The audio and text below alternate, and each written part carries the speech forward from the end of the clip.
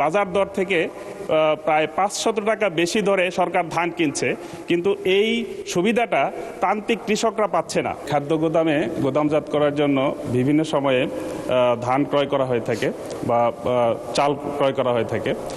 আমার প্রশ্ন হচ্ছে যে বাংলাদেশের যে প্রান্তিক কৃষক যাদেরকে এই নীতিমালার কারণে তারা ক্ষতিগ্রস্ত হচ্ছে, বিশেষ করে প্রত্যেক কৃষক 3 টন মিনিমাম 3 টন ধান বিক্রি করতে পারে, কিন্তু আমার জানা মতে আমার নির্বাচনী এলাকা ফুলবাড়িয়া সহ সারা দেশেই যে প্রান্তিক কৃষক আছে যারা 5 মণ 10 মণ ধান বিক্রি করবে সেটা আসলে নেওয়ার কোনো সুযোগ নাই নীতিমালার কারণে।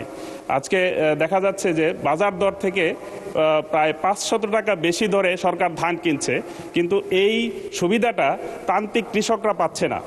আমার মাননীয় মন্ত্রীর কাছে আবার প্রশ্ন হচ্ছে যে এই নীতিমালা শিথিল করে কমপক্ষে 10 মণ, যার 10 মণ ধান আছে সেই এই খাদ্য গোদামে দিতে পারবে, এরকম একটা নীতিমালা যদি করা হয় তাহলে আমার প্রান্তিক কৃষকরা উপকৃত হবে। মাননীয় স্পিকার, এই বিষয়ে সরকার কোনো সিদ্ধান্ত নেবে কিনা এটা আমার বিনীত প্রশ্ন। ধন্যবাদ মাননীয় স্পিকার।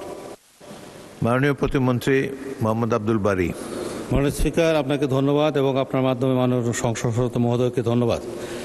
মাননীয় স্পিকার, এখানে প্রান্তিক কৃষকরা যাতে এই বেনিফিটটা নিতে পারে সেজন্য মাননীয় প্রধানমন্ত্রীর সদয় নির্দেশনা অনুযায়ী অত্যন্ত স্বচ্ছতার সাথে সারা দেশে ধান চাল সংগ্রহ কার্যক্রম চলছে এবং আমরা ইতিপূর্বে অ্যাপসের একটা সিস্টেম করা হয়েছিল, সেটিও আমরা উঠিয়ে দিয়েছি।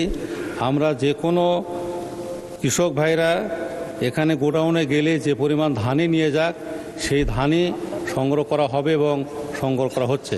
আমি মাননীয় সংসদ সদস্য মহোদয়কে বিনীত অনুরোধ করব, উনি যদি এই মেসেজটি আমরা তো দিয়েছি, উনিও যদি দিয়ে দেন তাহলে আমার মনে হয় এই সমস্যাটি সমাধান হয়ে যাবে। মাননীয় স্পিকার, আপনাকে ধন্যবাদ।